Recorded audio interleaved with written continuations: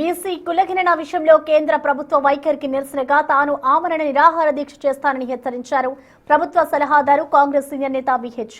BC సమస్యలపై కేంద్ర ప్రభుత్వం నిర్లక్ష్యం వహిస్తుందని తీవ్ర ఆగ్రహం వ్యక్తం చేశారు. ఓసీ అయినప్పటికీ రాహుల్ గాంధీ తెలంగాణలో బీసీ కులగణన చేయించారని, బీసీ అని చెప్పుకునే ప్రధాని నరేంద్ర మోదీ మాత్రం బీసీ క్యాస్ట్ సెన్సస్ విషయంలో నిర్లక్ష్యంగా వ్యవహరిస్తున్నారని విమర్శించారు. జనగణనలో ఎస్సీల వివరాలు సేకరిస్తున్నా బీసీల వివరాలు సేకరించకపోవడం ఏంటని ప్రశ్నించారు. మే 8వ తేదీలోపు ప్రధాని మోదీ ఈ అంశంపై స్పష్టత ఇవ్వాలని, ఆ తర్వాతే తెలంగాణలో అడుగు పెట్టాలని, లేని పక్షంలో తాను మే 9 నుంచి ఆమరణ నిరాహార దీక్ష చేస్తానని హెచ్చరించారు.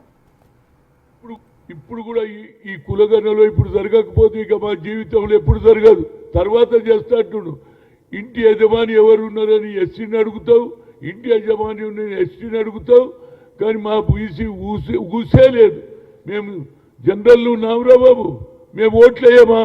ఎవరు గెలిచినా మా బీసీ ఓట్లు, ఎస్సీ ఓట్లు, ఎస్టీ ఓట్లు, మైనార్టీ ఓట్లతోనే గెలుస్తారు. కనుక నేను తప్పనిసరిగా వాళ్ళ ఏదైతే బీసీ సంఘాల బీసీ కుల సంఘాల తరఫుకెళ్ళి నేను ఇది జరిగే వరకు నేను ఆమరణ నిరాహార దీక్ష 9వ తేదీ నాడు చేస్తున్నా 10 గంటలకు.